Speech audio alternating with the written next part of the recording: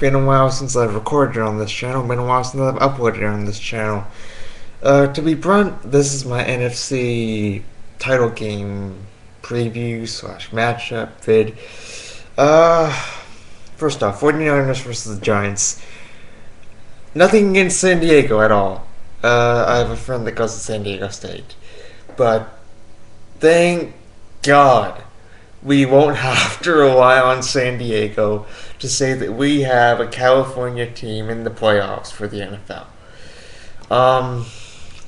Giants defense, first off, very good. They do a similar system in the front four in that they can do front four and get pressure that way in order to do 5 or 6 blitzers for pressure.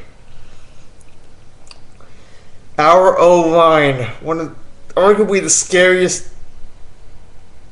position weakness out there for SF. If our O-line has one of its weaker performances, I can't say I think we'll win with a weak O-line. Do I think it's a bad O-line? No. I just think it has shown in the course of the season to be weak at times. I'm just hoping we have a strong O-line. Now, red zone offense. Once again, like New Orleans, which, I'm sorry, I didn't do a preview of last week's game, but good lord, instant classic. Our red zone offense, we have got to get more touchdowns. No matter when we lose this year, if we get to the Super Bowl, that's great. But we need better red zone offense. If we can't get red zone offense going and get more touchdowns, we had 5 turnovers last week against New Orleans, and we only had 17 points going into the half. Just not good enough. All the credit to Coach Harbaugh and Alex Smith in the world and all the other players on that team. But we need better red zone offense. We need to get touchdowns, damn it.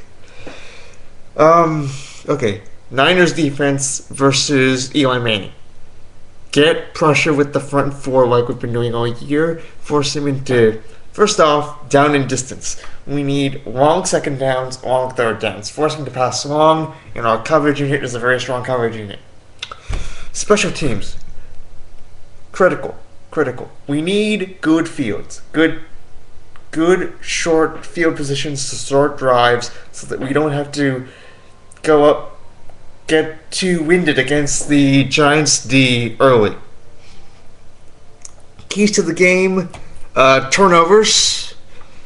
I wouldn't necessarily say time of possession in the same way that it was a time of possession thing against New Orleans. Because nothing against Eli Manning. But Drew Brees was the sort of quarterback where you have to keep him off the field. If you didn't, he was going to catch us. One point later, it was 70-0, and I thought to myself, he's going to come back. He's too good not to come back. Not saying Eli Manning isn't that good. I'm just saying it's the image isn't the image of Eli Manning isn't of the same sort of instantly dangerous caliber as, say, Drew Brees or Aaron Rodgers or Tom Brady. He is a dangerous quarterback. He is a great quarterback. I am not denying that. I'm just saying the image isn't there of him being instantly dangerous every time he gets the ball. Because he's had bad games throughout that 6-game losing streak. What else? Yes, I will be doing a All Japan retrospective sometime in the future. Going through the 90s, then not going backwards, but more like doing decade by decade at some point. How do I think the game will go? Heart and my head say the same thing. Niners win. Not a blowout though. Not a comfortable game. The Niners have had too few comfortable games this season for me, for my comfort and for my liking. 7 to 10 points, maybe at most a 14-point win. 21 points is out of the question. 21-point difference at the end is out of the question. Our offensive line, once again, has to get stronger. Good quarterback play.